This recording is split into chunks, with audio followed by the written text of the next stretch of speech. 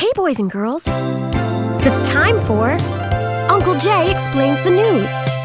Now here's the guy who helps little minds understand big news stories, Uncle Jay. Hi, boys and girls. Well, a lot of the news lately has not been about the events of today or yesterday. It's been about the future. And that's why Uncle Jay's news word for this week is predict. You see, when anchors and reporters feel like they just haven't gotten enough wrong about what's happened, they turn their attention to getting things wrong about what will happen. There's a lot more of it during the election season. And now that the election season lasts 18 months a year, there's quite a bit. You may remember when John McCain's chances of winning the Republican nomination were slightly worse than Ron Paul's, slightly better than Buster Poindexter's. And Hillary was a sure winner, and then she was a sure loser, and then she wouldn't get anywhere playing that crying game. By the way, if you ever see that movie when you grow up, boys and girls, you'll see what a subtle dig that was. The news has tried to predict other things too, like whether the Patriots were going to win by 12 points or only 3, or how fast the writer's strike was going to end, or how fast Windows Vista was going to take over the world, or how it could do anything fast.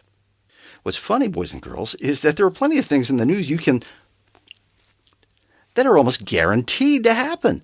There are some headlines that you could print right now and be sure to be able to use them at some point, because some news stories are just going to happen. It's only a question of when. And in entertainment and in media, there are some events that you just know are going to happen someday. So remember, you should not predict unless you're willing to face being post-dict. Okay, boys and girls, it's time to answer one of your news questions. This week it comes from Brett in Vancouver. Hi, Brett. Brett writes, Dear Uncle Jay, my parents didn't let me watch the Grammy Awards. They said too many performers are just drug-crazed nut jobs, and that stuff isn't even music, it's just noise. Are they right? Thanks, Brett. Well, of course, your grandparents and Uncle Jay's parents said the exact same thing about our music. The only difference back then was that we paid for it. And you didn't miss much on this year's Grammys, Brett. They celebrated 50 years of being 20 years behind the curve in music.